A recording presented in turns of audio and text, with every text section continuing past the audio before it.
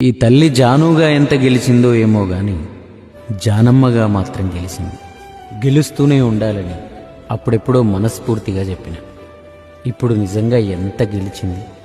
ఈ రెండు రాష్ట్రాల్లో జాను తెలియని ఇల్లు లేదు, జాను పాట ప్లే అవని సెల్లు లేదు.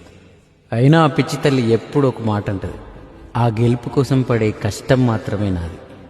ఆ గెలుపు, దాని ద్వారా వచ్చే సంపద సత్కారాలు ఏవి కూడా నాకొద్దు, అవన్నీ నా కొడుకు కోసమే అని.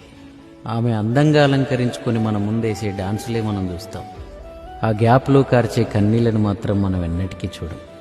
మనమే కాదు, ఈ తల్లులు పిల్లల మీద అతి ప్రేమతో వాళ్ళ కష్టాన్ని కన్నీళ్లను కొంచెం కూడా కనపడనివారు. అందుకే ఒక్కోసారి పిల్లలకు వాళ్ళ కోసం అమ్మ పడిన గోస కన్నా ఆళ్ళ ఇళ్ళ గుసగుసలే ఎక్కువ వినపడతాయి. అలాంటివన్నీ విని ఈ పిల్లలు ఏమైనా అన్నా ఆ అమ్మ మారదు, అమ్మ ప్రేమ మారదు. అయినా ఈ భూమి మీద మంచి చెడులు అమ్మాయిలో ఉంటాయేమో కానీ అమ్మగా మారాక మంచి మాత్రమే ఉంటుంది.